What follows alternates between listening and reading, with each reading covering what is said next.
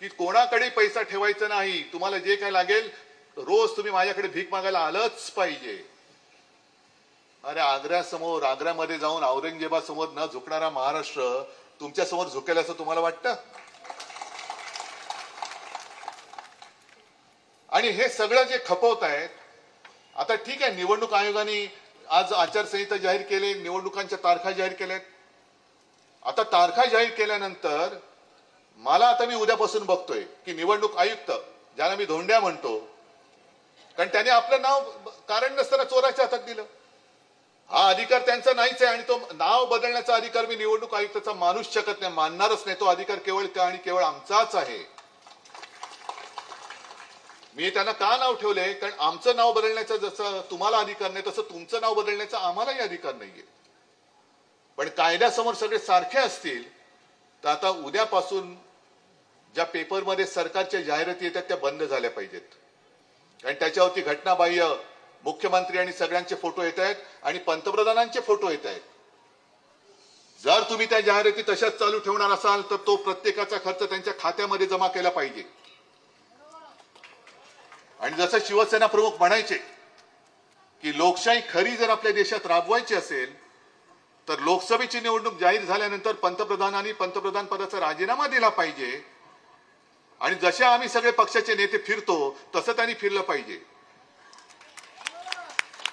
तुम्ही सगळे Z+, मोठमोठी विमानं, त्याचा खर्च माझ्या सरकारच्या तिजोरीतनं होणार, माझ्या करदात्याच्या पैशातून होणार.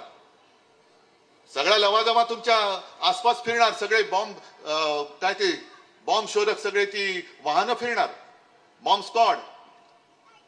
आणि सगळ्यात महत्वाचा मुद्दा म्हणजे एखादी व्यक्ती पंतप्रधान असते ती देशाची असते, पक्षाची नसते. देशाचा पंतप्रधान कोणत्याही पक्षाचा प्रचार करता त्यांनी कामा नये. आणि जर मोदीजी भाजपचा प्रचार करणार असतील तर त्यांनी शिवसेनेचा, कम्युनिस्टांचा, सगळ्यांचाच प्रचार त्यांनी केला पाहिजे. तर आम्ही मानू मेरा परिवार, तर आम्ही मानू की आम्ही मोदी परिवार. पण निवडणूक आल्यानंतर सबका साथ आणि निवडून आल्यानंतर सबको लाथ आणि दोस्तों का विकास, याला मोदी परिवार जर परिवार म्हणत असतील तर तो परिवार नाही.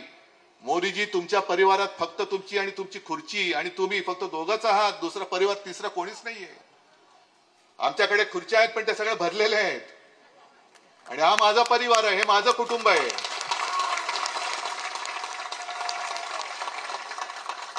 आणि मी जी एक संकल्पना मांडली, माझं कुटुंब माझी जबाबदारी.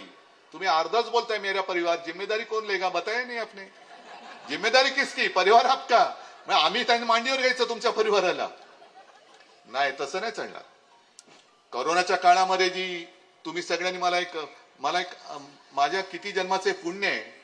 कारण आजपर्यंत काही मुख्यमंत्री होऊन गेले, आता सुद्धा घटनाबाई बसल्या, ते आता काही दिवसात उडतील आणि मुख्यमंत्री अनेक होतील. पण